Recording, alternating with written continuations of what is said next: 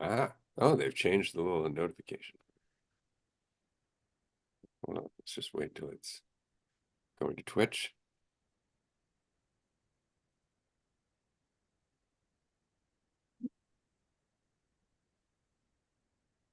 Good. Well, here we are for the second call-in show. And by call-in, I mean Q-A-L-L. This is a Q&A slash call-in show. So we're going to be answering some questions if we get some questions from the audience. Other than that, we're going to be shooting the breeze, talking about yesterday's incredible marathon episode. And then we'll invite some people to be on the show with us, which is always a lot of fun. We were having a conversation, though, previous to this on Dualistic Unity Social. And we were just talking about the recognition of duality and the role of the observer, let's just say, because that's really what it is you start to recognize how much influence we have and what the nature of duality is, that everything is very much like a teeter-totter. The more you lean one way, the more you necessitate the other way.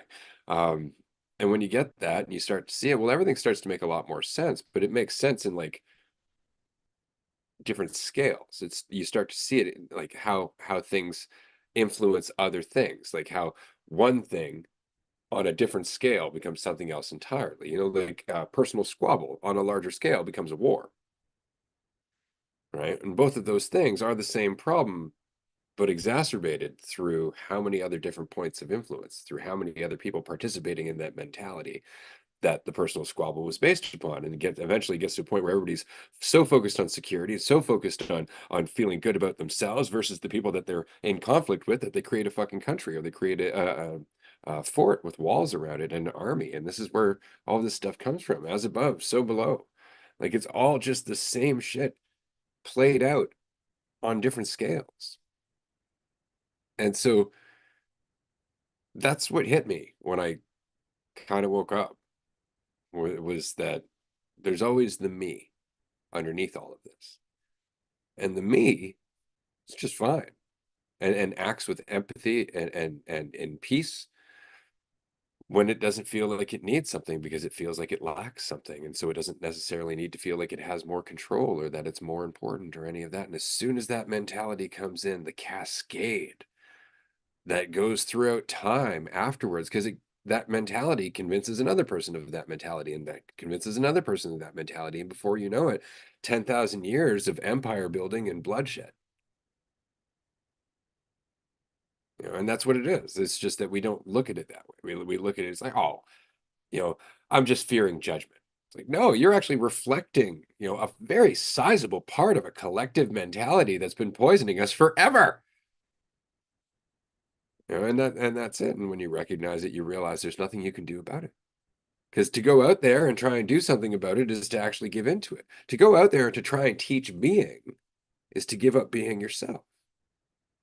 So whatever it is you're teaching is actually some distorted version. And so you're looking at this and you're like, well, what do I do? Oh, right. Be myself. And you're like, but what about the world? What world are you thinking about?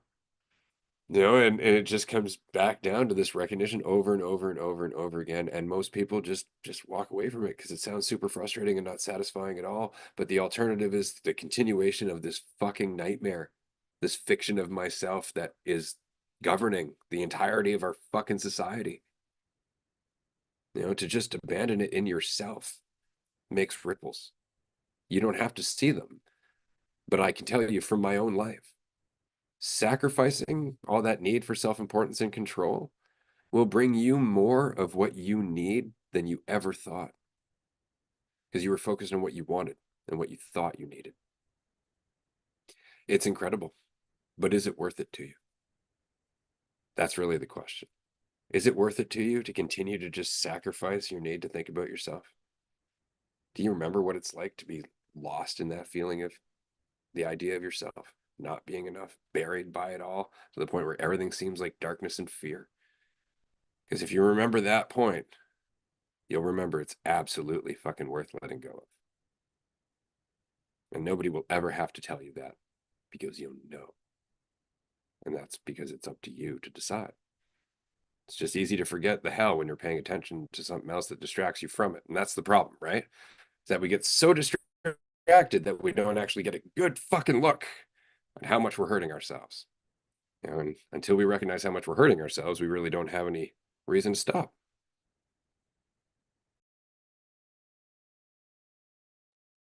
Oh, yes. And yeah.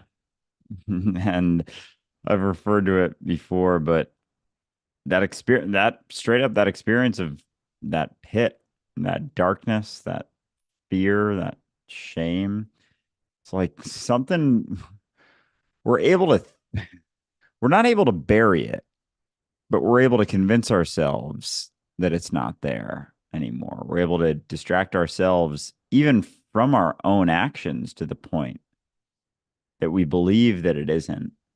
And it's all just self-absorbed, trying to feel better. Just think about myself better. The whole self-esteem thing you're talking about on the live stream is just a way. And so it's interesting to see those sort of swells of things, self-esteem, for example, just think positively about yourself in this realm of thought being taken as truth. It's like, well, if thought is the truth, then self-esteem is one of the you know, last walls before it's like, well, maybe this isn't the case. Thinking about yourself really positively. And so that was like, you know, you've said before, I don't remember the 90s a whole lot necessarily, but it kind of swelled then and then into the 2000s, kind of carried over, but we're seeing more and more of the issues with it, the things that the all the sides of it that don't actually work, how much it fucks with the world, how much it fucks with everything. Because even the thought of saving the world puts you at odds with the world.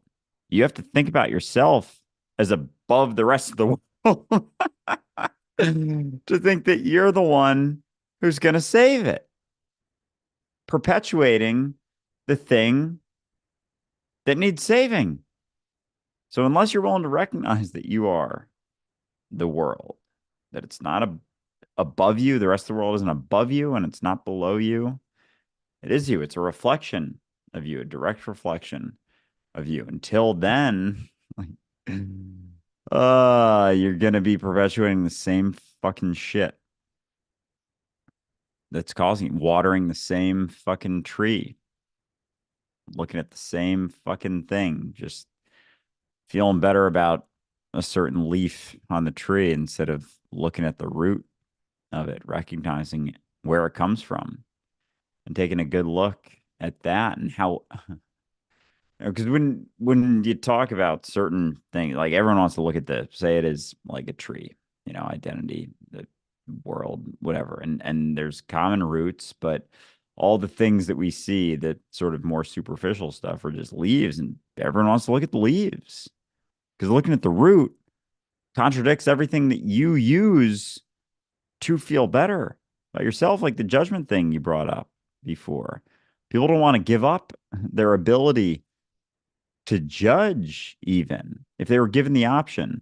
You will never be afraid or concerned about judgment again, but you'll never be able to judge ever again. And people didn't want to give that up. That's insane. Fucking insane. You can be free of the fear of being judged if you're just willing to give up your need to judge and you don't want to do it. Like, holy fuck, that's a crazy way It to live. But sounds like, insane. It sounds insane, but it also looks insane when a drowning person pulls somebody down with them. It's not insanity, it's fear.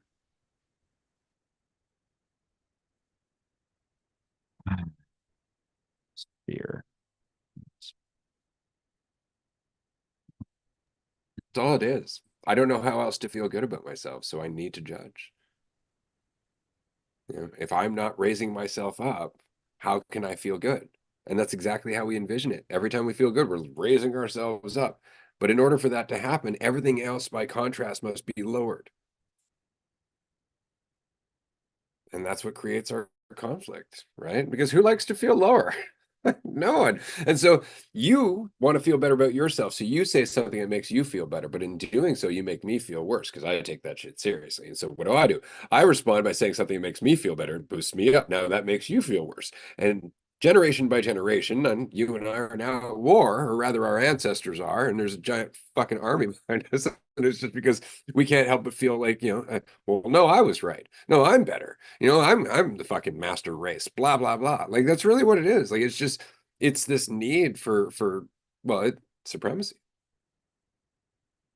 right? It's this need to feel like you are right, on the right path, believing the right belief, the right race, the right country, the right fucking all of it. It's just whatever it can be. You'll choose anything. I dress the right way. Like it's like, what?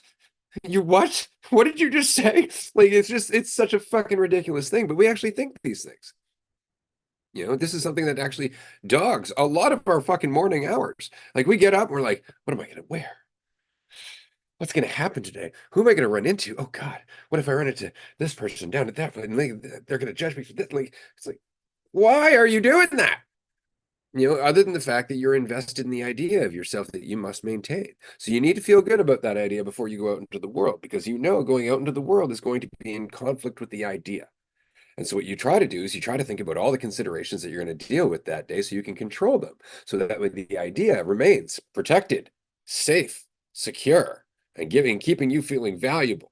And so the entirety of your pre-day fucking workout in your head is getting ready for the shit that you're going to have to deal with because of that idea.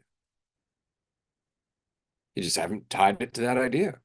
You think it's the shit that you have to go through because you're protecting yourself. You want to feel better. You're trying to be more. You're trying to improve yourself, blah, blah, blah, blah, blah, blah, blah. But all of that revolves around a fictional goddamn idea. All of it. And if you didn't believe in that idea actually being truth, you would not think it actually gives you value.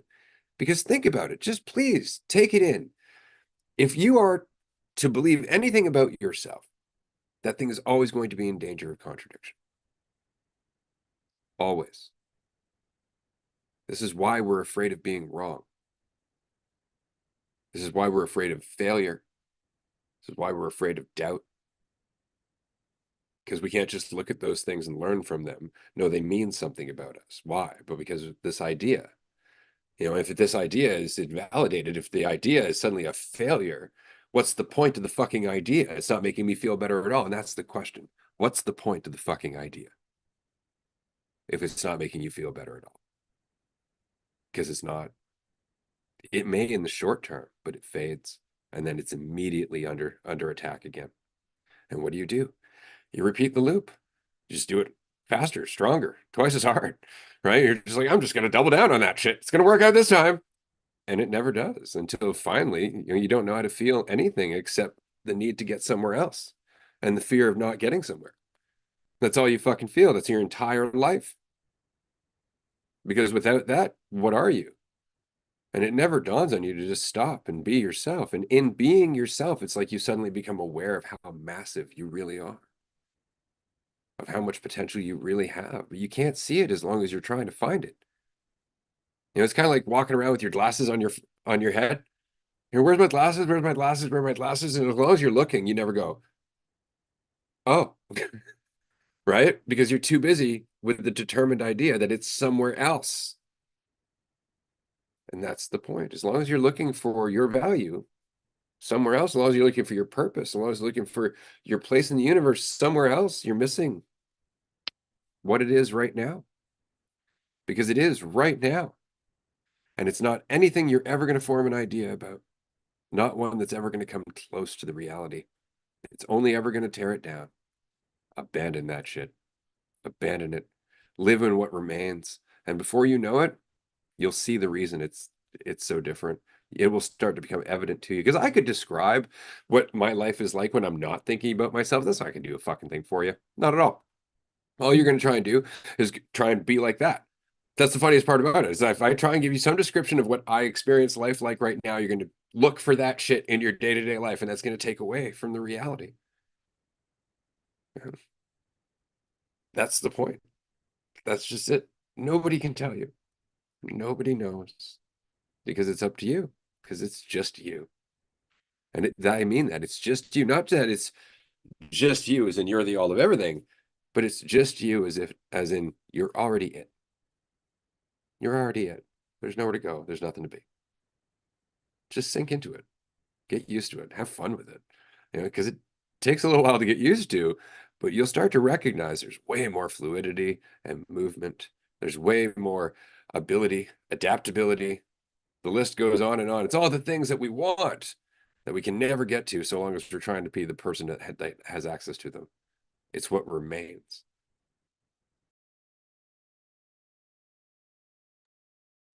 Ooh, because we're always trying to be that person.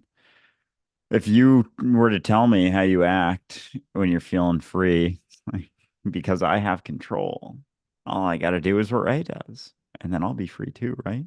It's like we go in it's like it's like an expression only. It's a one-way street. Like it only stems from you being yourself, and then there's certain actions that are taken, but no one can actually copy those actions in order to do it because then it's taking the actions and trying shoving it back in. It's like trying to put the toothpaste back in the tube instead of the toothpaste being an expression of someone being themselves. And then you're looking at this like splooge of raised toothpaste all over the counter. You're like, all right, that's how. So then I just got to do that. And that's how I become free. And it's like, no, that was Ray's splooge of being himself over there. That's all that was. That's not your splooge. Your splooge is going to look totally different when you're actually expressing yourself from there. And like the toothpaste back in the tube, splooge and stuff. Like You just described all religion and spiritual paths. straight up, dude. You're Fuck. following somebody else's splooge of toothpaste. Oh God. Oh, I want to. That's there. Oh my God. And that's how we do everything. Like because you can't look anywhere to be yourself. You can't read anything, you can't watch anything, you can't listen to anything, you can't focus on anything, you can't look to anyone else, you can't look to society, you can't look to the world. But every time that you do, it's that same thing. It's like you are full of fucking toothpaste splooge and you're trying to look at everyone else's expression and then copy that. But it's coming from somewhere. It's coming from a state of just them being themselves. And you can't copy that. You can't, as much as like nothing's disconnected, it's like every expression is unique and trying to match that doesn't do shit for you because each moment you're different too. So you can't even match other times when you were feeling free and splooging toothpaste of freedom, the freedom splooge, and look at that and be like, well, I was feeling this way last week and I acted this way. And so now I'm just going to keep acting that way. And it's like playing in the splooge instead of expressing it. And it feels way better to splooge than it does to swim in a bunch of splooge because now that splooge is all dry. It's It former smells splooge. Yeah. funky. Yeah, old The moldy splooge is splooge. still toothpaste. Let's keep that in mind. It's getting a little gray, I'm not gonna lie, but it is still toothpaste. Yeah, still minty fresh toothpaste, but it starts to get crusty regardless, and you can't really play in crusty toothpaste. So it's always got to be fresh, and it's only able to be expressed. It can't even be played in. The thrill is the expression. The thrill is the splooge. It's not what comes after. See, this is what I've been saying is that people meditate because they think that that's going to make them enlightened. People, use singing bowls because they think that it's going to make them enlightened, and they get images of like Buddhist monks doing that whole thing. And, and this is a problem with it could be anything. Like you, the listener right now, could take something that's personal to you in your life. It could be anything. I don't know, a keychain, a chain that you wear around your neck. It could be anything. It could be a frisbee that you remember playing with as a kid. Who knows? And you could, just come up with some routine, not a routine necessarily, but something that you do with that thing that involves you paying a lot of attention to it. Like prayer beads, quote unquote, or really just a string of beads. You understand? Like there's nothing really there. There's just a string of fucking beads. And the whole trick is that, the person using it holds each and every bead as they go through them with intention and presence. They're not counting how long to hold the bead, right? Each one is its own experience. See? It's just something you're paying attention to. And in that attention, you're seeing yourself as opposed to who you think you are. And that's the whole point of attention, is to see what is as opposed to what you think is. And so you could do that with anything. You can do that with anything. You don't have to be sitting in the lotus position. You don't need to close your eyes. You don't need to use a singing bowl. You don't need to hold a crystal. You don't need to be burning incense. You don't need to think about your chakras. You don't need to read about Zen Buddhism. You don't need to read about Christianity. You don't need to learn, the verses of the Tao Te Ching. You don't need to learn any of these things whatsoever. None of them. None of them point to the truth, because you're the truth. And so the real trick to this is creating and cultivating your own practice of looking at yourself, which is not analyzing yourself. It's not looking at the idea of yourself. It's the act of actually just paying attention to what is, because that's you.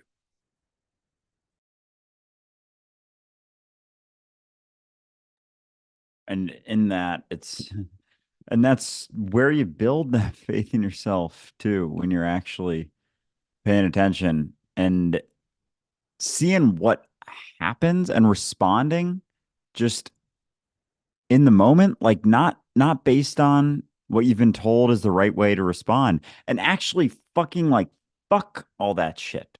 Fuck all that shit that you've learned about how to act every day. Fuck it. Fuck it to death. Fuck it right to death. All that shit. The right and the wrong. And because you've learned things along the way, whether you realize it or not, you've learned things throughout your life. And that has informed everything that you've done, but there's certain bars that you'll still hold on to about how you should be acting, the right way to act, the right way to respond, the scary things that could happen. Like, it's all bullshit. None of it is actually a guiding mechanism. None of it is actually showing you the way, because the way is you expressing yourself and actually, and then it becomes, there's more of an appreciation, I think, for being yourself when you find that like there's something happening there each and every time you have this desire to look around for how to do something and you don't, and you don't look to someone else. You don't try to be liked. You don't try to be seen in a certain way, and you just genuinely act in the moment how you want to act. There's changes that happen right then and there. There is some, and this isn't even like to push like, oh, building yourself. It's not building yourself. It's a practice, but it is something that you can get better at, not for anything outside of just an appreciation of your experience, of the fullness of life, of the fullness of what you are. But I'm not saying it's an easy thing either, because it feels risky at first when you first start doing it, when you stop looking around so much to anyone for how to act or how to live. Like, that's can feel frightening, and yet at the same time fucking freeing as shit, because there isn't anyone to look to. There's nothing to look around to. There's no right path. There is no path. Like, any book, any religion, any fucking structure, thing to follow, thing to do, thing to say, thing to express, thing to talk about, it's never going to be there. And each and every time you're willing to look at that and be like, there isn't anything to guarantee anything. There's no sense of control for any guarantee of any way of anything that's going to happen in a minute from now. But I do have myself and my response to whatever's going on, whatever that way is. Even if you think it's like, oh, that was probably the wrong thing to do, it's like, fuck that. Fuck that. Just do it.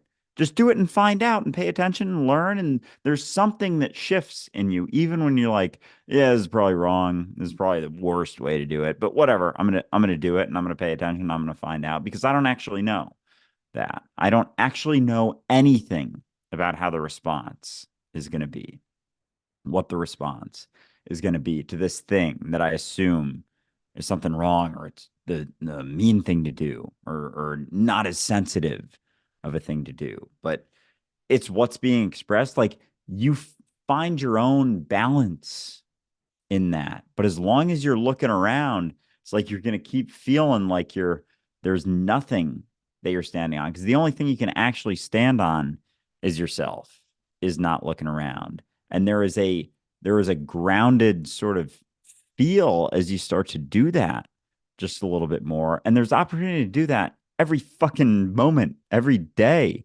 waking up and just having faith in yourself for a day. Like this is the day I'm going to not look around anyone and not try to be liked, not try to be viewed a certain way. And I'm just going to do that. And there's going to be shifts in you, but it's not necessarily going to feel good at all. That's for sure. But there's changes that happen in that, you know, there's things that shift in you as you do that. And you start to get a sense and you're like, holy fuck, there's myself here.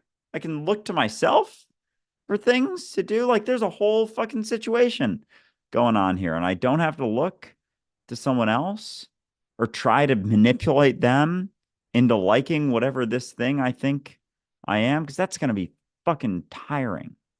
That's going to be exhausting.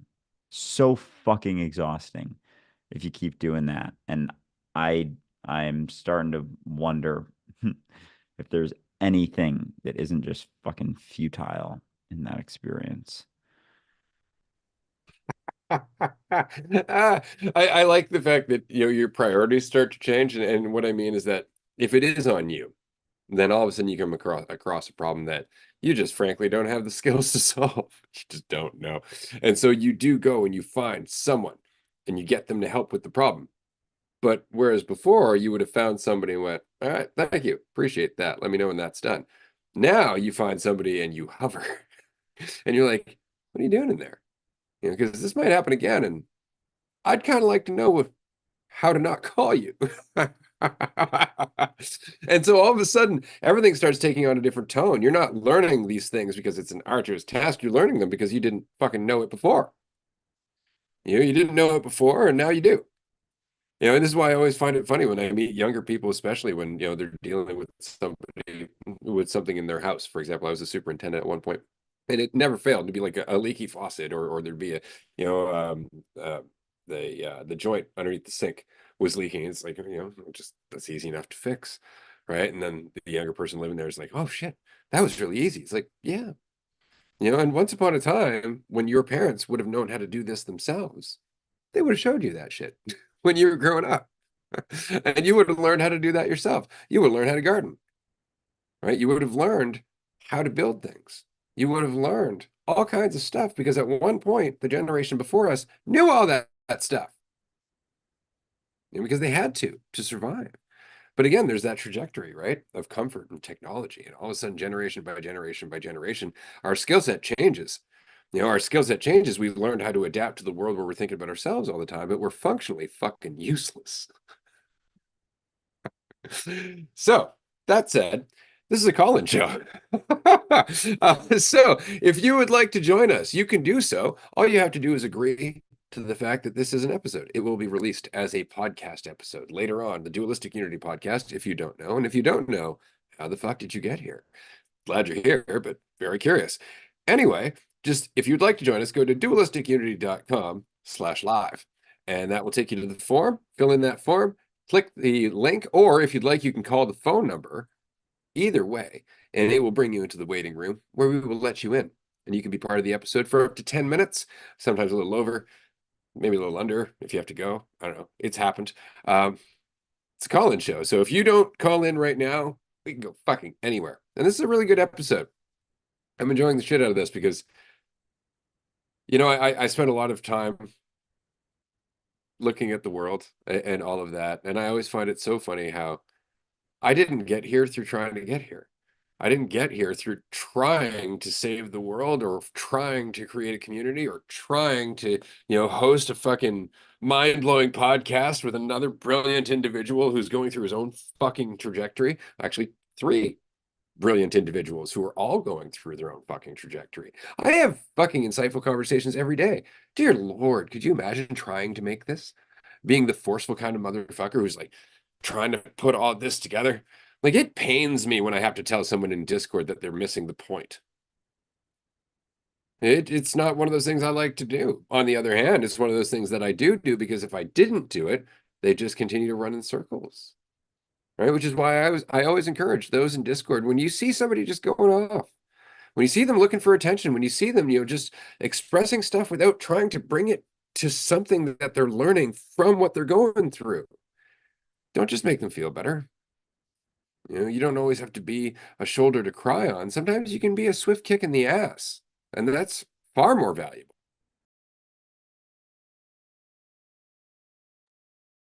Oh yeah, especially when you're and because I can feel when you're and that you're just talking to yourself and those who are willing to be self-honest, I think hear you and hear period. Just hear. Those there's the hear. Here. And so often like and I get the feel sometimes too just like because I'll get surprised when I'll post something or share something that I'm straight up just talking about my own experience and like depths of my own experience. I'll be surprised when people resonate even. And they're like, oh yeah, I'm feeling this. I'm like, what? What the fuck? Seriously? Wait a second. And it's fascinating that it's still like that surprising to me after all this time, but it can be. You want It's it to be. yeah. That's not a bad point there. Because I um because the amount of fucking time I feel like I've spent hiding those sides, like straight up feeling like I'm vomiting my insides, the deeper parts of me in a lot of ways. And I don't know what I'm doing, admittedly, like especially the last couple of weeks on social media, I've had very little idea of what I'm doing. But there's a part of me in moments where it's like I kind of have a sense for it. And like, because I don't know, sharing things doesn't always feel great necessarily, but it's only because I've held myself to a bar for so long that I'm like fucking dropping the bar for myself in a lot of ways. And like, because it's not that there was even a bar there that existed, it was just my own. And so it's like just destroying it in a lot of You know, ways, this is just it from though. I want to remind you, like, it's not that there was a bar there, just to me. That means there was a bar there. How you perceive the world is your reality in a lot of ways. If you perceive that there's a bar, to you, it's real. yeah. Yeah, you're not wrong. That's the trick, right? Stop punching shadows. You're giving them fucking materiality. That said, we have somebody in the queue. Yes. First call in for the call in show, Q&A call in show, whatever you want to call it. This is the first one. It's Marie, which is fucking awesome. So we're going to get Marie in here to join us. This has been a dope conversation so far. I'm looking forward to where this goes, especially in the Patreon call immediately after, because we've been really on a roll lately. This has been fun. Like I'm talking about shit and it's fucking pinging across. And you know how, like in a submarine when they ping and there's a really loud like right? That's when you know you've encountered something. Very much feeling that vibe the last week and a half or so. Like there's a lot of pinging happening. Marie, good to see Lots of pinging. Marie, Definitely. lots of. Definitely lots of pinging. Yeah, I've been resonating so hard. I absolutely loved the marathon yesterday, like a true telethon. I fell asleep to it, like like it was so dope, and I'm so excited for the community itself, and like it's just like uh I appreciate just any opportunity that allows us to recognize the potential we have when we come together. So, thank you for, facilitating all that. With that being said, I had such a day where like participating in the world was so silly. Like there's been moments lately where I was real close to feeling myself just I was sitting in a meeting. I was in a professional development type of day, all day. Just I went to a school visit, which was helpful for me because I recognizes there's other schools out here. There's other walks of life here. Let's not get too wrapped up in, what I'm experiencing because there's elsewhere. And then I was just sitting, I don't know, I was sitting in the meeting that like was later in the day, and it just felt like bullshit. I don't know. Like I had this overwhelming sense of what I was feeling like what I would usually label as anxiety, but just remembered these conversations, remembered like, okay, this is showing up. Just breathe. There's no need to label it. There's no need to, you know, sometimes I would in the past like flee, like if I'm feeling like I might throw up or pass out, or you can't breathe, like get out. But I was like, no, you know what? I don't know. You're okay. Um, I don't know. Sometimes like participating in like the made up bullshit, um, I don't know. It feels ridiculous. So I try to remind myself that this is just like a useful opportunity for me to like recognize that without it being like bad necessarily. Like, okay, this is not bad, but like I don't know, just like let it inspire me and continue to like push me to remove the bullshit, to like to not like whenever it starts to feel so rigid and like like you're putting limits and limitation on anything, it just starts to like I don't know. I feel like we're missing the point at that point, and like we get fixated on my co-teacher was like, we're a lot of times the push is for the product. We don't care about the process anymore. We don't care about, like what the journey looks like. And we want these products to come out of it. We want to hold it and go, this is, something that means something instead of recognizing the meaning of things comes through the process, through the learning, through the mess ups, the mistakes, not this carbon, like, cut out, uh, cookie cutter type. This is what it needs to look like. It could look like whatever. So it was weird because I had like the morning of like going to a school that believed very much that like the kids were just like creating art, doing stuff together, listening to chill music and like there's components of my work that I get to do that, but I don't know anything. But I'm gonna shift by next year. I'll either be in a different classroom, maybe a whole other school, maybe no school at all, but I think there's a shift coming. And so I don't know. There's all those components, and then there's the components of recognizing there's so much more than just all of this either. So like, if I ever feel myself getting too wrapped up in the nitty gritty stuff, it's like, let me pause and take a step back. Like,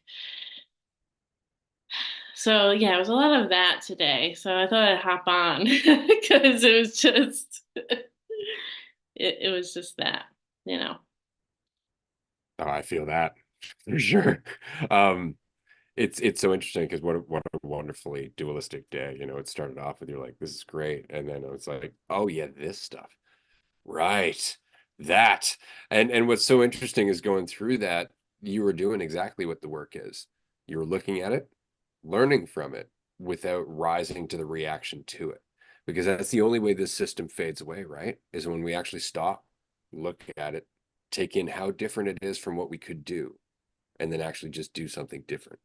But in order to do that, we have to practice the looking without the reaction, the looking without the judgment, just the recognition of where it comes from, why it's happening, and what its consequences are. And we start to change. And generation by generation, it shifts. So you were doing the work. You went into the dragon's fucking den. You sat there, looked at the dragon, and went, yeah, do your thing. And then you moved on. And you came here to share the story, and we appreciate it. Ripples have been made. Fuck yeah. And you were honest with yourself too, because I feel like a lot of people will go through a day like that and they'll immediately be like, you know, it must be these feelings must be because of something else. It's the way my coworker's acting. It's the way that the world, oh, it was the bus driver, it was the traffic, it was the blah blah blah blah blah. And it's all this stuff that's like not actually looking at it yourself. It's everyone else's fault. It's everything else, all the other stuff. It's not couldn't be me, but just sitting in it, which isn't a comfortable thing to do at all. That's getting it's getting those reps. It's kind of like the that story of the two sides of it, or there was like some classroom and they had a pot. It was a pottery class, and half the class was told to make one pot just as best as they possibly can, and the other side was told to make 100 pots. Just just make them.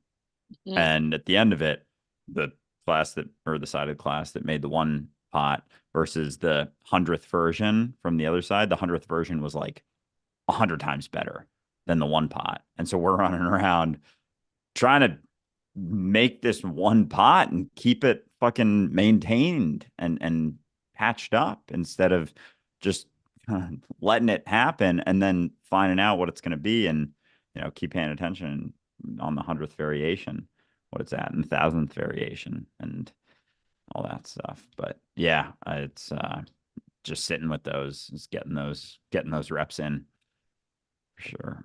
It also makes me think of the Pat story of like our desire to like do the first pot so well instead of recognizing how many times it takes to like perfect that craft and work at it. And it is all about the process, because if you're just trying to like put out a product right away that proves something, that's really all it is. It's like, this is to make me feel better about myself, but it's like you could just enjoy the process of learning, fucking up how to make the pot, like adding different design, like just go with the process and be part of the learning and the growth. And I think whenever thinking of like aligning my life, I've been thinking about this a lot, just like remembering to well, that's interesting, but like feeling like that, I think Ray brought this up, but like wanting to align my life to like reflect how I've been just thinking and trying to approach my life. So when I'm interacting with people at work, I'm interacting from a place of I'm just going to be here and listen and listen to respond, listen and seek to understand, and not try to like go quickly to judge. That means I'm doing it with my students. That means I'm trying to incorporate it in lessons even. Like, how can we just like talk about this, but also be doing fun arts and crafts too? And like just like play a bit too. And so when I feel myself getting pulled into a direction that doesn't feel like that's where it's going, I end up like okay, here's a time for reflection. How can I take a step back and see where it can be shifted. And but I also, when I was thinking about that originally, it's just like I have to also remember that it's all part of it. Like there's no right way. Like you're just aligning yourself. So like it's just gonna show up however it's gonna show up. And then you're just in alignment with it because you're just in alignment with what is, which is really the practice and the experience. So yeah, it's Well said. Well said. You know, it very much is like that. Like, I don't know if you play chess or not, but sometimes you can get so caught up on one side of the board because you're afraid that they're going to get that piece, Yeah. and you totally miss everything else that's happening on the other side of the board, right? So you actually have to sit back, and then all of a sudden now it's like you're taking in more information. So your emotional response is different because you don't feel so contained in that tight little box. All of a sudden you're like, oh shit, there's a lot more stuff happening. I better pay attention. And you are suddenly paying attention. And so a different solution happens entirely, but it's just because you stepped back. Right. So we really appreciate you being here, Murray. I appreciate you sharing your adventure with us today. Again, it makes me feel better knowing that at least you were in that meeting to balance things. I appreciate being here for sure.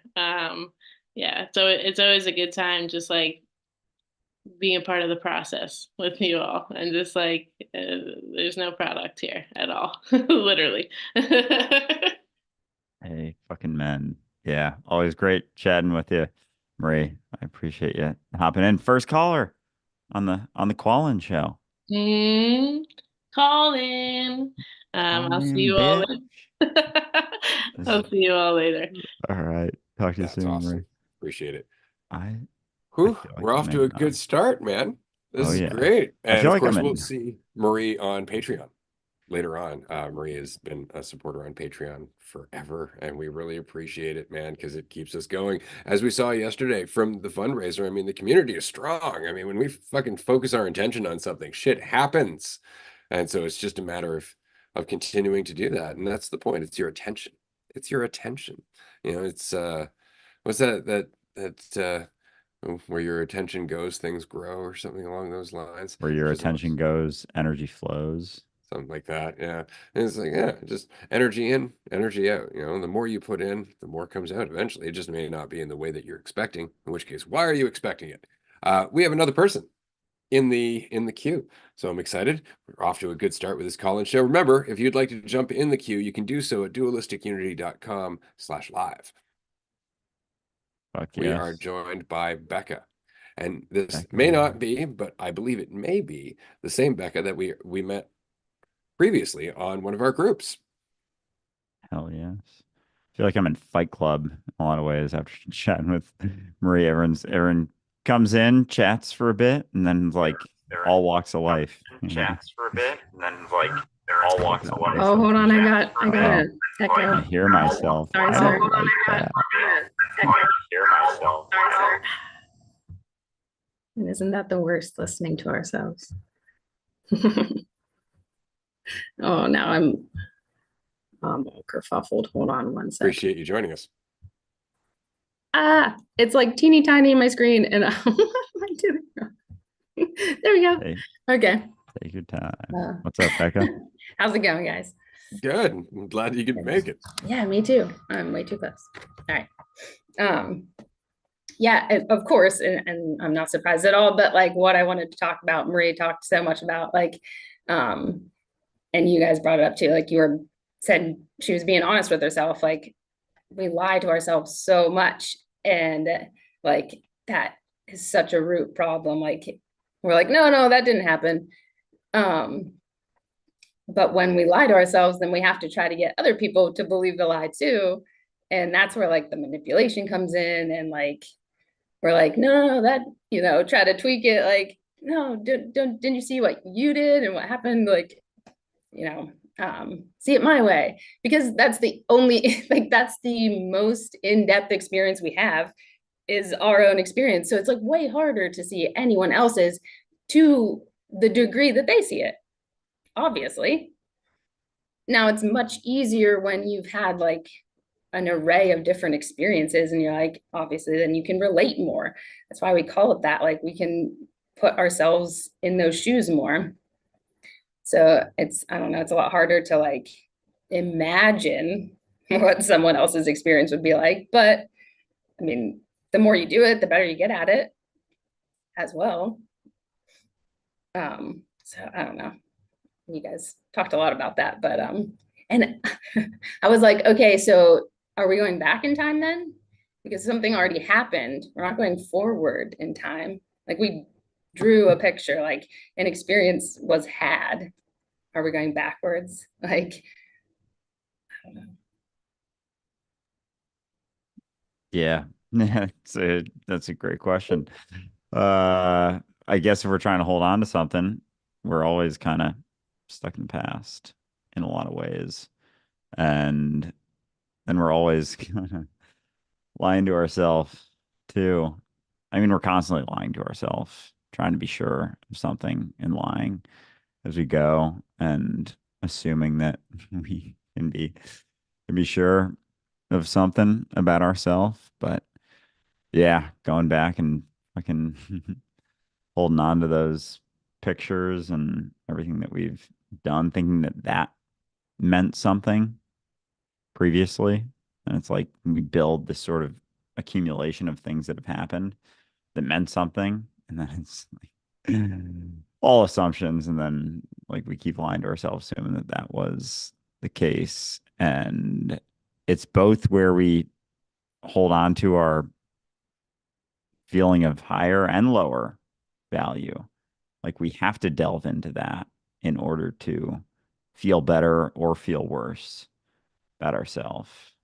But then as you have to let go of both to let go of either. And we keep trying to let go of just the things that make us feel worse. Hold on to the ones that make us feel better, not realizing that it's the same goddamn thing.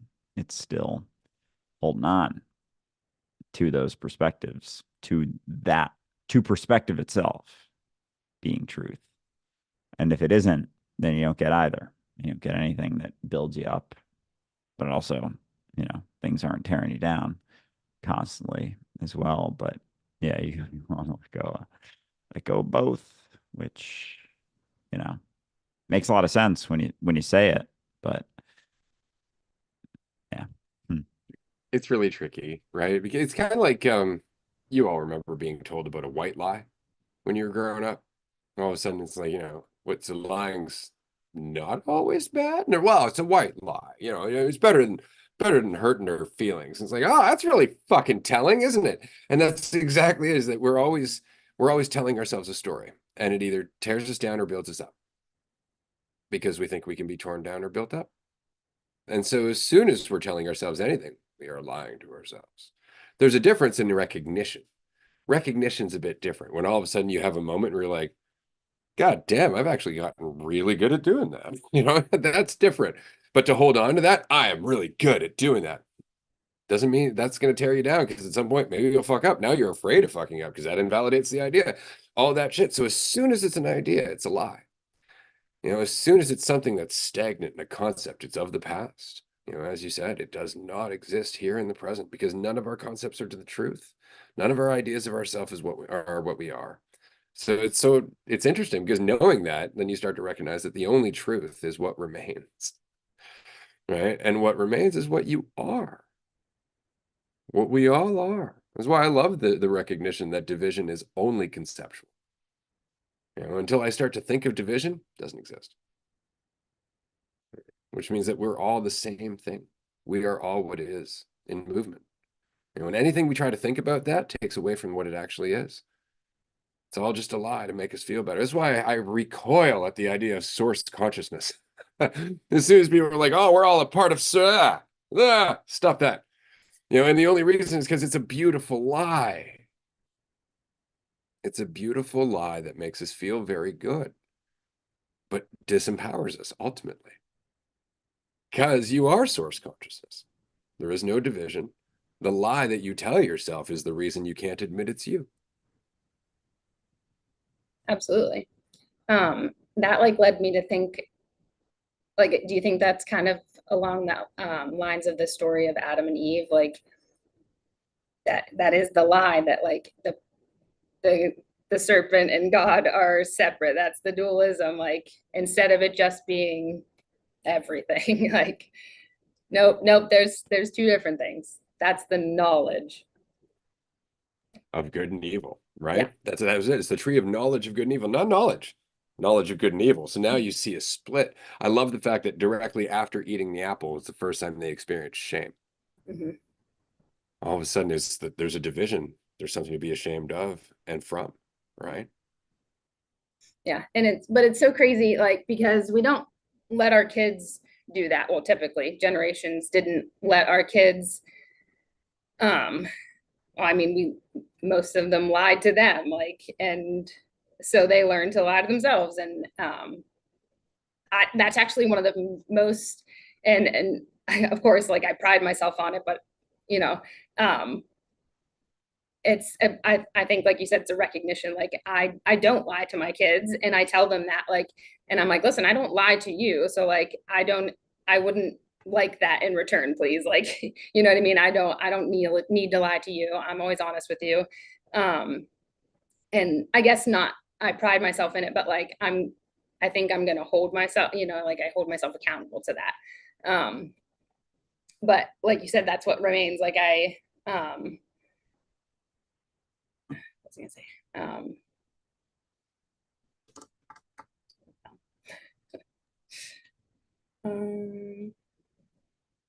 Yeah. Has to do with motherhood, but I don't Yeah. know. Go ahead, and it might come back to me. I was just gonna say, all you can ever do to help anyone is do it yourself. Is like be the example, not of anything, not of a right way, but just to be in yourself. And that's it. Like not even and genuinely being yourself, and there's a beauty in that because if you're not trying to hold yourself up to some standard and you are willing to just be yourself, then anyone who sees you isn't trying to be you so much. The more you're genuinely yourself, because that's important. Because I don't want anyone being me. I want them being that, whatever that means for them. So, and that's beautiful because then I don't have any fucking standard for myself. I can actually just be myself. And that feels kind of nice. A little freer. Yeah, I like had a health coaching, or I wanted to have a health coaching like business thing, and like, I'm not going to sell the whole like story, but that was actually one of my like biggest things. I was like, I was having a hard time posting and like being consistent. And I was like, I do want to do it, but like, why am I not doing it? Like, there's a part of me that like is resistant. And it was that, like, I didn't want people to be me. I just wanted them to like be empowered and like learn through my experience too. You know what I mean? Like, just give like tips and stuff, but I didn't want them to like do everything I was doing because it wasn't going to work like for them like it would had for me because it's my experience. So I don't know. I know that like that was, but it's also helping me like shift and evolve because I don't need to be like one specific, I don't know, thing and be a health coach. Like, I was trying to be that identity, but yeah, my time's up. Right. So I don't want to like make anybody. Well, we really appreciate you being here, Becca. It's always nice to see you've got some fans in the comment section, Becca. So it's always nice. And of course, we'll see you on the Patreon group after. But it's that reminder of it's what remains. It's not through trying to be somebody; it's through being yourself. And in being yourself, you can actually recognize why you do what you do. But as long as you're trying to be something, then there's no rhyme or reason other than this feeling like you should be, like it's an obligation. It's the right thing to do, and there's no sensitivity in that whatsoever. So I really appreciate you dropping by and sharing your insights. As a parent, I definitely relate when it comes to your kids. You're like, it's like I I don't lie to you, so don't lie to me. And then your kids are like, but it's easy. I remember that part. Yep, that's true.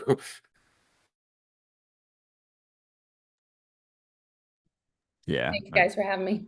Go ahead. Yeah. Becca, always a blast chatting with you. And yeah, hope to see you on Patreon later. This is a lot of fun.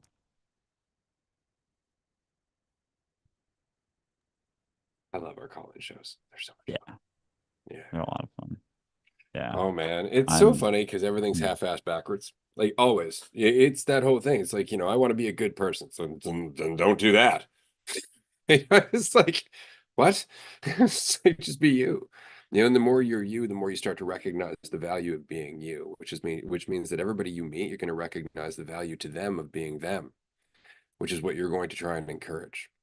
because it's exactly what you want to encourage in yourself. Because everything you do is a reflection of how you treat yourself. Everything. Keep that in mind next time you're screaming at someone.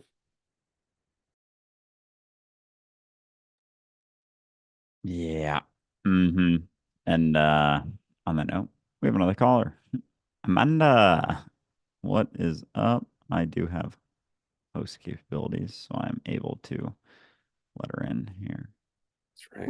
That's right. Hostile takeover of the host capability. Yeah. Oh yeah. Right. The power. But yeah, that need to be liked. I just was like, shit. What's up? I didn't know if there was anybody in the queue or anything. So I was like, I've learned, I remembered my lesson. I have to turn off all the other devices that are playing this episode so that way it doesn't glitch while I'm on the episode. Oh my God, I was getting water. I'm telling you guys, I'm not ready. I'm surprised you're up and about after yesterday's fucking long ass marathon. By the way, shout out to Amanda helping us co-host that marathon episode yesterday. That was an unexpected surprise. Also, shout out to the mug, which is a benefit of being on Patreon in tier 3. You get that mug. That mug right there says, "My life is an epic story unfolding before me." It was one of the original graphics that we made for our tier 3 Patreon members. I love that mug. So definitely, if you want the mug, jump on Patreon. That's right. I do love it. And I somehow don't know how I picked this mug out of all my mugs, but here we are. But appreciate the modeling for sure. Oh my goodness. You can take the girl out of sales, but you can't take the sales out of the girl. To some degree, I do feel that way about my time working in sales and marketing. It's like I can always spin a story and I can always sell something. And honestly, that has been a great skill when I'm inadvertently selling myself a story of what I should be. And then I'm like, oh, well, we can spin this. Oh, we can flip and dip this, and we can take this in any direction. And so it doesn't feel like I'm so stuck because I'm so used to like flipping stories and shredding them and starting over and bringing something to the boss. And he's like, I hate it. I'm like, all right, back to the drawing board, guys. And so there was like it was like developing this skill of not being so attached. When I was in an art class, I remember teachers that are like, okay, we're going to paint something, and heads up, at the end of the class, you're going to destroy it. You're going to like cover it with white paint, because at least my art teachers of the time were trying to make sure that even if we love something that we created, we didn't develop an attachment to it, that we could live without it because we were more enjoying the process of creating than becoming obsessed with what we created. So I'm so glad that like so many of the art classes and the lessons from school and time in sales, it's like if you're successful in sales, it's usually because you've gotten used to the word no and you don't take it personally as much as you could. And that usually people don't make a sale until it's like their 8th or 9th attempt. And just learning that when I was learning about sales, I was like, oh, so it's not like a one and done. It's not, oh, I said the perfect thing to the customer and that was it. It was a home run with one sentence or one presenting. It was like it was multiple attempts. And so I kind of treat life as a whole like that. Like something doesn't have to go exactly the way that I think is a best case scenario the first time I attempt it. And in fact, it could be 15 times in a row. But during that whole process, I'm learning about the environment. I'm learning about who's in that environment with me. I'm learning about what are they prioritizing. I'm learning about how what they're prioritizing can either work with or work against what I'm prioritizing, and just not being so attached to making changes. And so I'm so glad that I've developed that skill set, because it doesn't feel like anything that I've done can't be replicated. Anything that I've done can't be done more efficiently, or anything that I do is like unique to me. It feels like everything that I've experienced has been a lot of throwing shit at the wall and seeing what sticks and not taking it personally when something doesn't stick. And so it just feels like that's, just the ability to pivot. Like something happens, you hit a wall, boom, you blow that wall up, and now it becomes demolition. You build a fucking bridge out of the pieces. You see a hole, you fucking jump over it. You want to dance, you put on a song, it's not the song you want, you learn some new steps. It's like It's like, regardless to what you thought, you can always pivot. You can always change directions. It's just how much are you holding on to a particular direction, you know? And so what I've learned the most is just that even if I think I want a certain direction, doesn't necessarily mean that it would do what I think it'll do. So it's just a matter of like shooting my shot, but like not giving a fuck if I miss, like just being happy that I shot the shot because I felt like it and it was a genuine shot. No swish, but damn, it felt good. You know, it's not satisfying in the way that I was striving for it to be satisfying, which is like getting what I want and being in control. And even when that did kind of happen, it just felt hollow. Yeah, well, it's funny, you know, because we watch movies, for example, and in movies you always have like those cherry picked moments, like the big game, the final shot of the basketball, you know, or the meeting where you fucking nailed that presentation, you know, shit like that, and so we start to think that our life is actually an accumulation of those fucking pinnacle moments instead of our life being actually the entire fucking thing.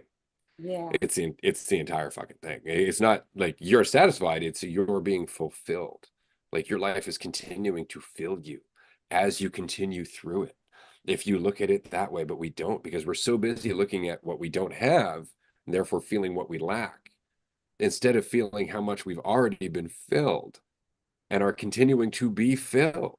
Mm-hmm. Isn't it so funny? We're like, I want all this. It's like, and I can't feel anything that I've learned up until now. It's like, because you're not looking at it. You're so busy trying to get somewhere you're happy that you're missing how much you've already become that you'd be very happy with if you just slow down and look at it.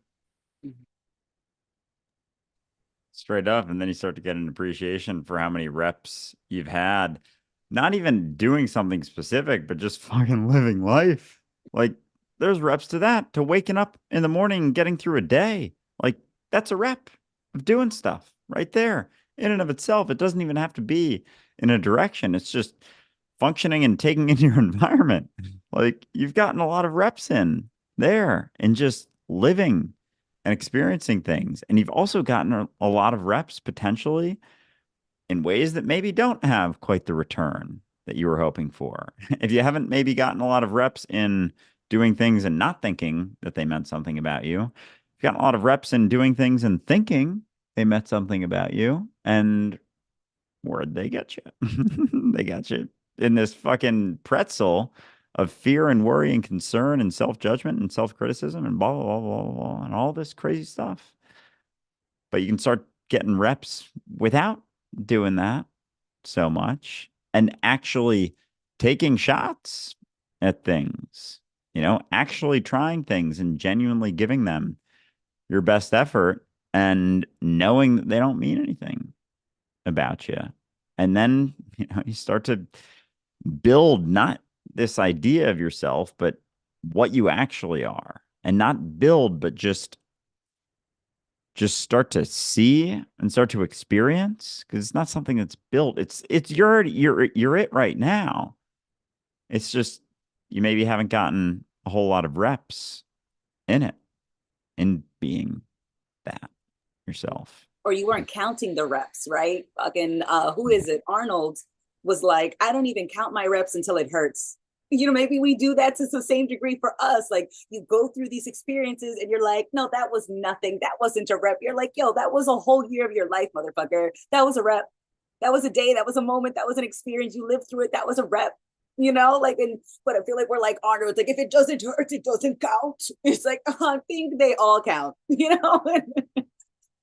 And I love how I inserted an Arnold impression. Like, oh my goodness, just everything counts, you know, except when we say it doesn't, you know, and we do that so often, and then we realize, or it seems like a shock later, like, oh wow, I can't believe that I'm here. It's like, I don't know, look at the million fucking steps behind you. That might give you a hint that you've come some way. You've grown even when you think you weren't growing. But it's just easy to just get caught up in any story or in any perspective because you're so zoomed in. Like I do that still. And so that's why I love reminding myself and other people, like, no, it's not that I've gotten to a point, or there is a point where you're just like, I've got this shit under control. If somebody asks me right now, like, how am I doing with my life? I'm just going to be like, I'm not entirely too sure, but I think sometimes we have fun, you know? And that feels like the most honest answer I could give to a question. If somebody was like, Amanda, how's life going? You know, I'm not entirely too sure, but sometimes we laugh. You know, sometimes we have a good time. I don't know exactly what I'm doing. You know, I can't give you a summary, but I can say we're here right now, and I'm not upset about that. It's like I'm still waiting for the universe to give me a status update. Aside from that, I'm okay. Yeah, where's my fucking report card from the universe? How am I doing right now? It's like I have no fucking idea, but I'm here. But I'm here. And I can at least chuckle at that, at how little fucking idea I have what the fuck is going on right now. And like how weirdly okay I am with that.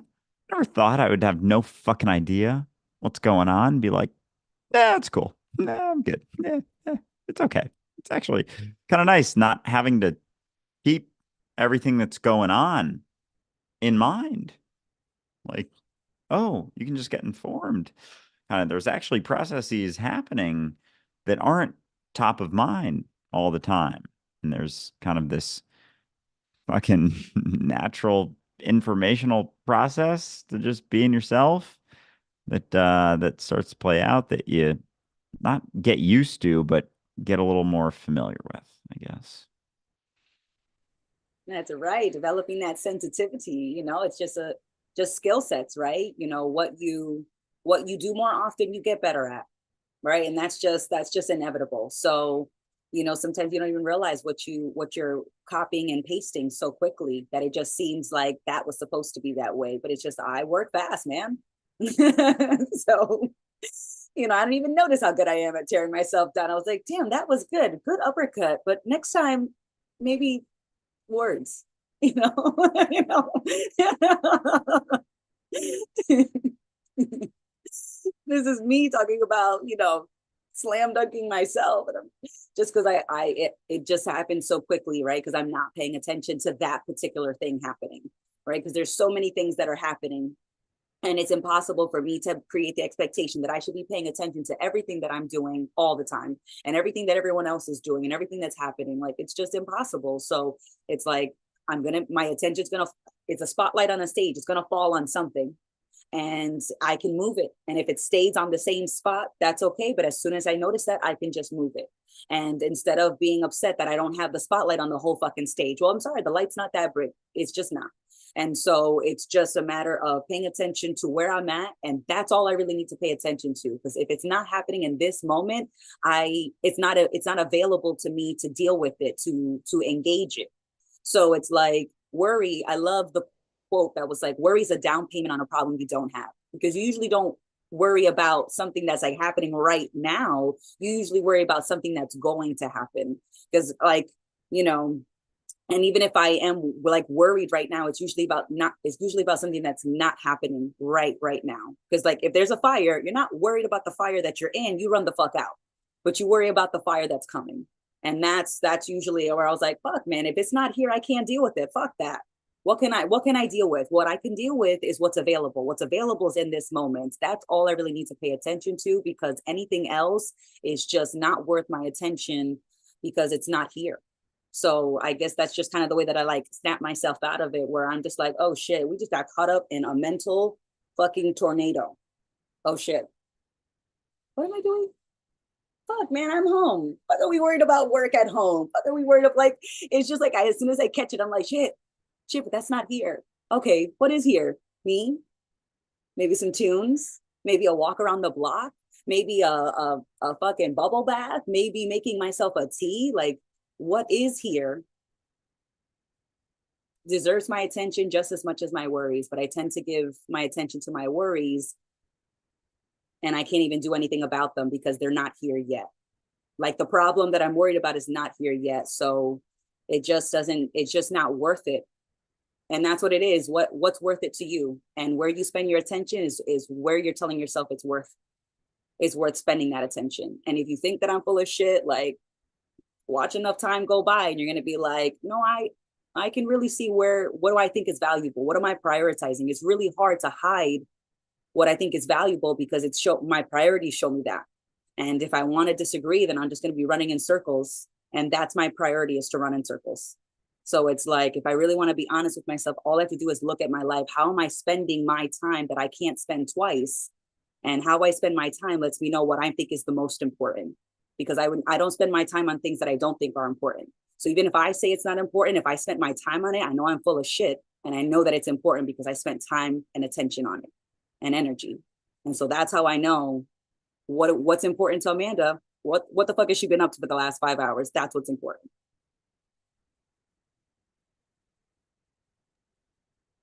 Well fucking said. Yeah. Yeah. No, hiding it. It's exactly that. How you spend your time is entirely indicative and reflective of what you find important. And that's gonna have impact over your experience as you go. Whatever you're focused on, whatever you're prioritizing, however you're spending your time is then gonna have impact on every moment that you spend that time, where that focus is going to be, and that spotlight on the stage. You know, it's not covering the whole stage. It's either here or it's somewhere else. But if it's somewhere else, it's not here, and you can't maintain all those other things going on and keep your attention on what's actually going on. Doesn't work like that. Now I find it incredibly interesting that, at one point my life was just a wash of stupid shit, like drama, friends, toxicity, fucking people being assholes, the kind of friends who are like, oh, that's just what he's like, that kind of thing. Just bunches of that.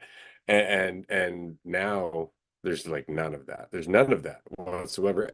Everybody I know in my life is somebody genuinely that I just find interesting, as a whole. And it's just because I appreciate the silence. See, I appreciate the silence, and so there's more silence. There's less bullshit because there's less bullshit in me. But as long as I'm willing to participate in my own bullshit, I'm willing to validate everyone else's. All right? It's just like judgment, right? As long as I'm holding on to it, I'm gonna fucking tell you should hold on to it. Right? It's like if I still believe in judging, I'm gonna tell you should be judging. Right. And that's what you're facing in a lot of these conversations when you talk to somebody, you're like, you don't have to be judging. They're like, but you do. It's like you don't have to be beating yourself with a stick, but you do. It's like, okay, but aside from the fact that you're doing that, is there any other reason that you have for saying that you do? Like, just if you weren't doing it, do you think you'd still have to? It's just that you're validating what you're already doing so very often. And so it's important to recognize that you can try to change, or you can just be changed. And in being changed, everything changes with you. But in trying to be changed, you just continue to stay where you are, which is in that state of control, in that state of lack, in that state of toxicity and conflict. That's the problem with trying to change, is that you're always trying to hold on to the past, the change that you like and would prefer.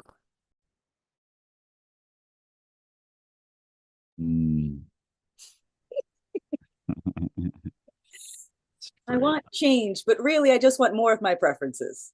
Where can I order that? Can I double the order? Oh yeah, fucking well said. Yeah, trying to control the change instead of just being it. You don't get both. But I don't know what that means. See, that's the problem. It's like you could just be the change. You're like, yeah. What does that do? It's like you don't get to know that. The only way you get to know that is to keep going. But you want to know that before the change happens. Okay, so if change happens, what does that mean about me? What does that do for me? What does this change entail, per se? It's like, which part of it? Because you're kind of involved through each and every step of the way. So you're like, okay, so if this change happens, what's then? Well, go through it, and then you get to decide. That's pretty much it. The only way you get to decide what happens next is to go through the first bit of it. right? And that's pretty much it. But we really want to just like, we want a map. We want a map. If I go from here and I go that way, is that going to work out? It's like, what time of day? Like, what are you bringing with you? I don't know. You know, and that's the whole thing. We want to know, but the only way to know is to go do it. Right? The only way to know how things are going to change is to go and change. Right? And we don't know, but we keep wanting to choose the right change. We want to choose the right job. We want to choose the right husband. We want to choose the right partner, the right path, the right beliefs, the right religion, the right school, the right job. We want to choose the right thing. And we don't want to accept that throughout all of that rightness, you can fuck it all up because you're there for the whole ride. So it's not about the right school, the right job, the right car, the right relationship. It's about you paying attention to where you are. Because then you can take anything you do and make the most of it. And that makes it the right thing, right? But if you choose the right thing and you don't make the most of it, that's not the right thing. So there is no right thing. It really just comes down to you being where you are. But that's uncomfortable. And so we want to know that there's a route, there's a path, there's a goal, there's a destination. If I keep going this way, I'm going to get there. You know, life doesn't happen that way. Like there's twists and turns. Like you could be going in a certain direction and all of a sudden everything falls out from underneath you and you realize that the direction you were going in was the result of your egotism. You know, that's a good direction to give up. You know, but you'll never give it up if you don't actually allow yourself the clarity to see it, which means allowing yourself the chance to question it. But you're so committed to getting there, you don't want to question it. That would ruin the fucking journey. If I question it, I might not go. Yeah, exactly. You know, it's like that's a good point. Maybe you should look at that. Oh man, I when you were talking, Ray, it made me think of weather. So I didn't know this about weather, that to accurately predict weather in one city, you have to know weather for the whole world. Like you have to know all of the weather because you have to know how each section of the globe impacts the other because it's all connected. So predicting the weather for one place, you kind of have to predict the weather for the whole fucking planet. And so it almost feels like when we're looking for that kind of predictions in our life, you'd have to know what every person, everything, every creature, every plant was going to do and how they're impacted by the choices that you're making, and then how that ripples back to you in order for you to know if something was quote unquote the best for you. In order to predict your weather, you'd have to predict the weather for every fucking other living and non-living thing.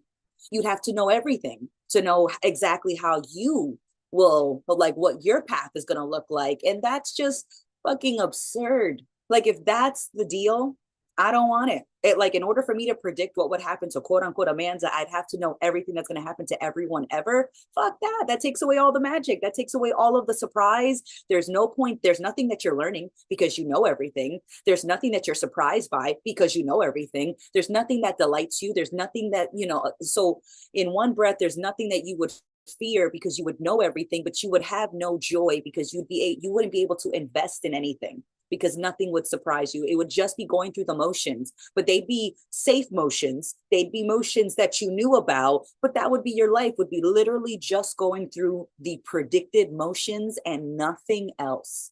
Fuck that. It just doesn't seem worthwhile to the experiencer. Like I hear you. it wouldn't. Absolutely. But what we do instead is we find a nice middle ground. Instead of me knowing everything that's going to be happening so that way I'll be safe, I trust in God. God knows everything. He's taking care of it. I'm still safe.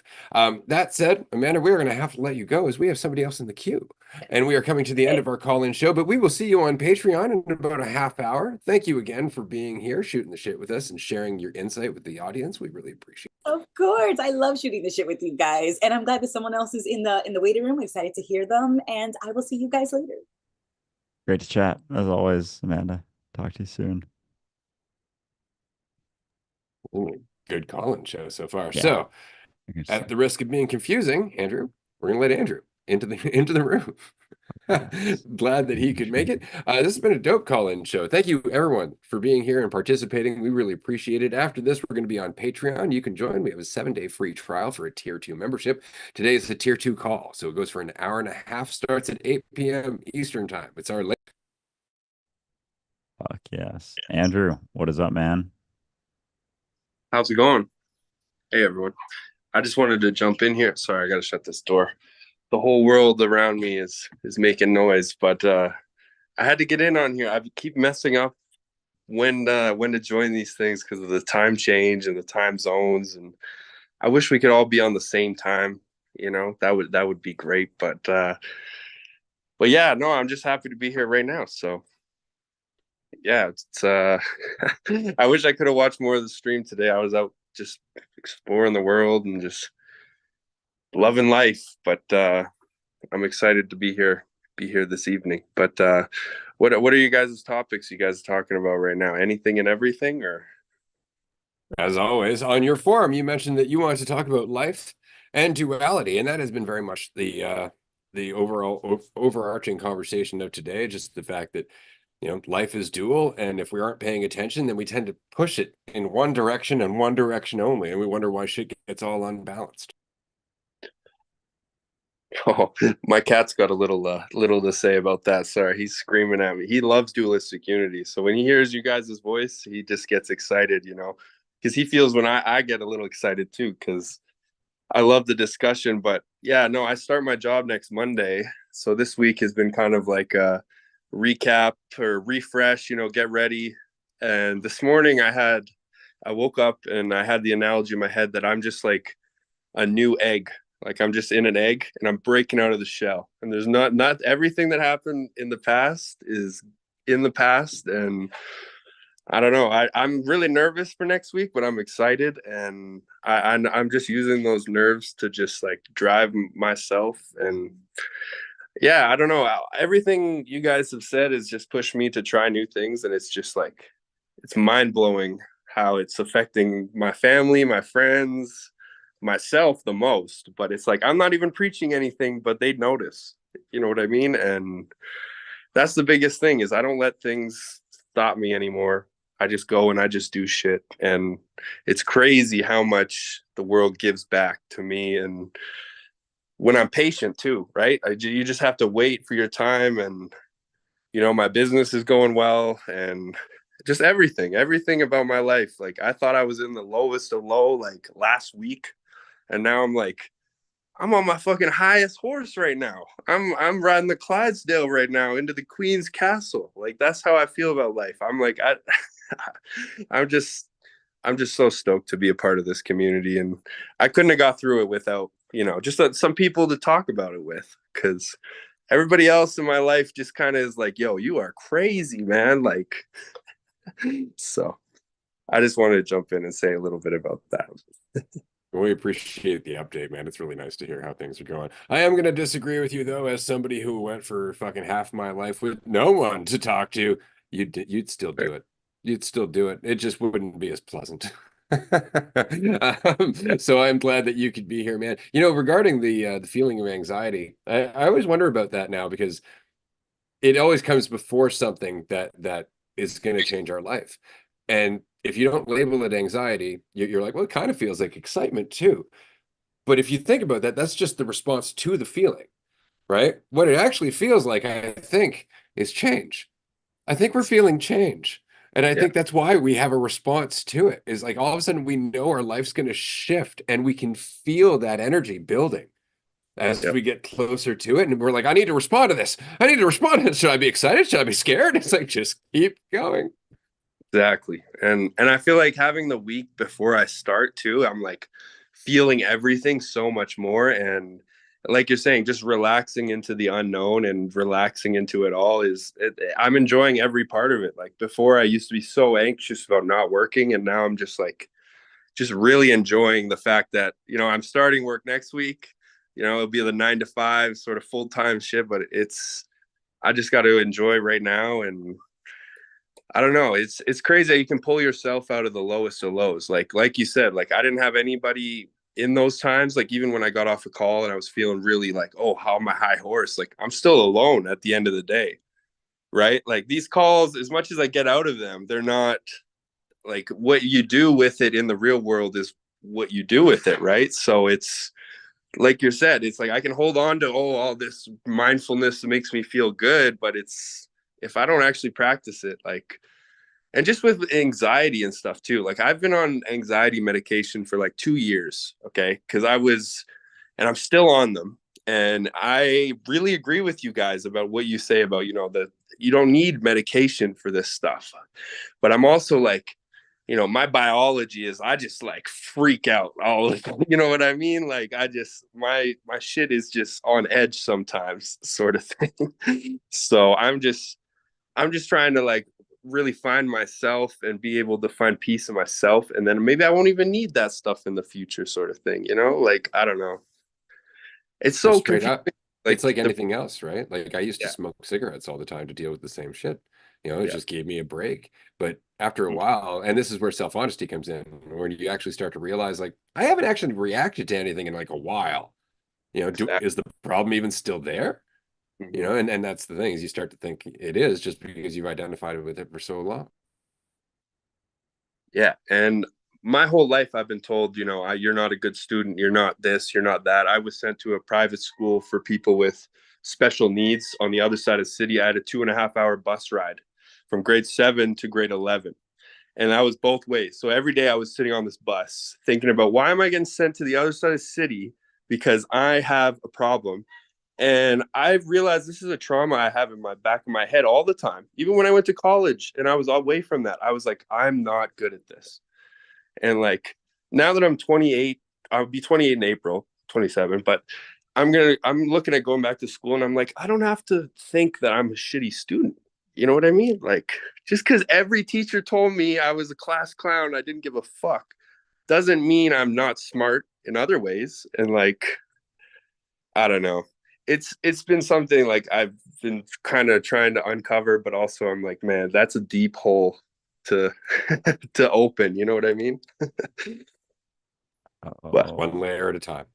yeah. yeah, it's Yeah. just when people tell you your whole life you can't do certain things, it's super hard to just forget that. You know what I mean? Like, but it's just my idea of myself based on others' opinions that are everything to me, I guess. But that's my problem, I guess. You know what I mean? Like, I want them to look at me in a certain way, but at the end of the day, it doesn't matter. So that's where I just love dualistic unity for shit like that. Cause it's like, sure, it feels good, but it doesn't fucking matter. We're all gonna die anyways. So do what you want to do.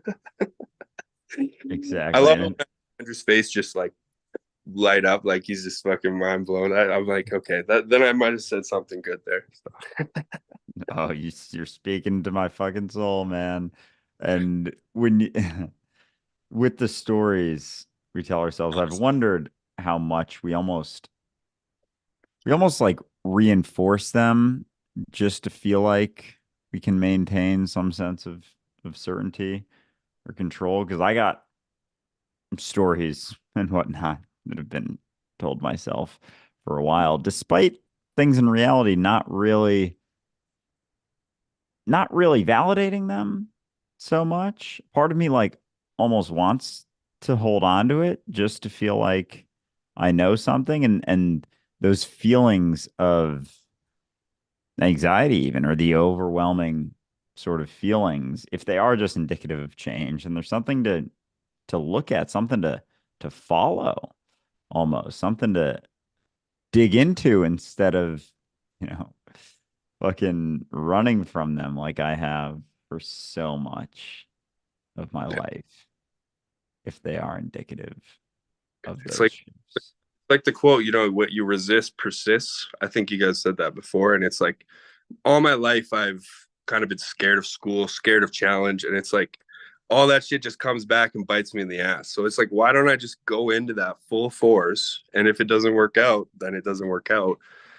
And like I'm trying to convince people I have a certain value in this, but it's not like, oh, I can get a good grade on this test. Like, I don't know.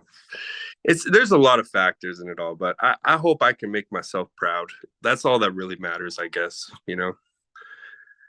lot of what I went to school for was because I thought, oh, my parents would be proud. I might do something good with that. But it's like, man, none of that really matters. Just try shit, I guess. So I'll wrap it up there. But I appreciate you guys letting me jump on today. I hope I'm so happy I didn't miss it. So Yeah, I'm very glad you hopped on here too, Andrew. This has been a fucking epic call-in show, and we didn't even have to use the Q&A that much. Absolutely. No, we really appreciate it, Andrew, and we'll see you on Patreon, man. oh yeah, for sure. I'll be here. All right. Take care. Thank you so Soon, much. brother. You take care. What a great Ooh. call-in show. This has been amazing. But I wanted to bring that up, actually. It's so funny because we have ideas of ourselves, and it's so often based on things that we went through previously. And we tend to disregard, or rather, I guess, over time, we've learned to not look at all of the influences. And so what I mean is that, and this is a pretty common thing, going through high school, for example, maybe you weren't very good at math. And so you started identifying as being not very good at math. And then you went in a direction with your career that maybe had nothing to do with math, right? Or anything to do with advanced math. And then you went through the rest of your life and you still identify as somebody who's not very good at math. When was the last time you actually sat down and tried to learn math? When was the last time you actually sat down and tried to relearn something that was taught to you in grade 10? Because I sure as shit guarantee you right now, based on how much you've learned to not identify with your failures and successes and all that, you got a fuck ton more clarity now than you did back then. And that you would do just fine if you were to pick up and try and do that math. It's not to say you're going to become a mathematician. I mean, you don't have to like absorb yourself in it. I'm just saying, challenge yourself, try it. Try something that you don't remember very well. Just go and look up the lessons, go through it, and like Khan Academy or something like that. You'll pick it up. You'll pick it up because you were never really you were never really bad at the thing. You were in an environment where you had a fuck ton of stress and you were trying to be perfect in everything. And so you judged yourself for everything that didn't meet that mark. And then you went through the rest of your life with all of these weights around you just because they're not perfect. Therefore, you're not good at it. But it was the environment, the stress, the pressure of trying to be something, of trying to fit in, of trying to compare yourself to everyone else and plan for some fictitious goddamn future where if you don't make the right choices right now, you're going to be fucked. And with all of that, we judge ourselves for not being good at fractions. You know, and it's just because we have learned to forget the reason we weren't good at fractions, because everybody around us is like, oh, that's just school, that's just life. You just got to deal with it. Stop feeling sorry for yourself. You know, and that's exactly it. It's because they don't want to deal with the fact that they were traumatized as fuck too.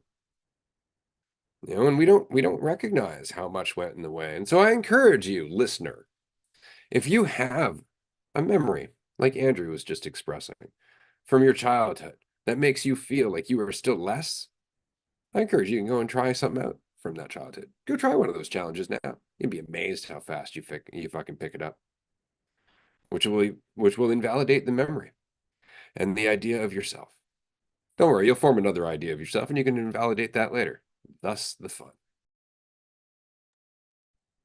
Oh man. And realizing like all these stories are just stories and completely discounting the environment that you were in, the state of mind you were in, how you thought about yourself, what you were trying to live up to, what you were trying to get to, like everything about how you lived and what you focused on.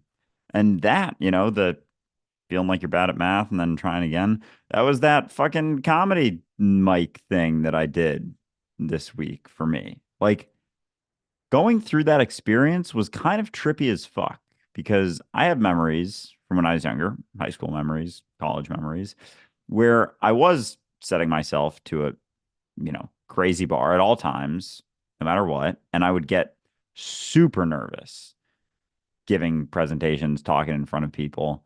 Like every time and I would get through it and like feel kind of okay after just because I got through. There would be like a settling of the buildup of the nerves. And doing that the other day, like straight up was like situations that I had part of stories for me. I wasn't even sure I'd be able to make coherent noises in front of a group of people like that are all strangers that I don't know while I'm kind of baked. I didn't know if I was going to be able to hold the mic steady because like there were all these stories from like years ago. And there have been situations, since then that like those things didn't happen, but they still stuck because even in those situations, maybe I got a little bit better at something, but it was still on this sort of measurement. Like I went into it trying to do a good job and then measuring myself relative to it. So even as I did better, it's like those things were still there. And doing that, honestly, like totally invalidated a big component of stories that I've told myself. So if that's the case, then that's exciting that it's something that you can look at and all those things that you're afraid of and just realize the environment that you were in the time at the time and that you're in a different environment. You're different now. You see yourself differently. You don't judge yourself as much. Like there's been very little in the last 2 years that have stuck in my memory at all, despite having what feels like way more experiences than I did in the previous 10 years. Way more variations in experience than I did in all of those years. And yet I have very, very few memories that stick in the sense of like, traumatic sort of stuff, despite all sorts of stuff happening. Like they're not sticking anymore. And so if that's the case, then jumping into all those things that are parts of that story, all of a sudden the story, it's not that it goes away, but it just holds a lot less weight because all of a sudden there's more experiences in there, more data in there instead of just like 1 point or 2 points of data that then, cause you to never want to try anything again or go back to something. Oh, that's so interesting. It just dawned on me. Like it's very much like, we have like we're water, and over time we end up with these experiences that we consider to be dark experiences, and it colors the water. And then we spend all of our time trying to get rid of the color of the water instead of just pouring in more water. We keep trying to get rid of the darkness instead of just filling it, like just giving it more context. Right. And that changes our relationship with it. Just thought that was a funny visual. We're going to wrap up here in about a minute and a half. I want to give a shout out to everyone again for being here today, for calling in. Thank you so very much. I do want to mention, because we raised enough for a ticket yesterday for somebody to come to the mini retreat, I'm still waiting to hear back from that person, by the way. We are now working towards a second ticket. We've already blown over the first ticket by over $400. And so if you would like to help get us to a second ticket, or even just a drastically reduced ticket for somebody who can't afford the full price, please go to dualisticunity.com/donate. You can still give to the cause, and it is still helping somebody get to the event. If you can't, that's just fine. Feel free to share the link. It's very much appreciated. But one way or another, this has been a fucking magical week. Yesterday was intense. Today has just been carrying on that vibe. If anybody else out there is feeling this shit like I am, it's not anxiety, it's not excitement, but it certainly is change. Certainly is change. That is for sure, which is exciting as fuck. You can feel it all around you as you slow down, as you really slow down and just settle into where you're at and start paying attention to what the fuck's actually going on, including in yourself, including in yourself.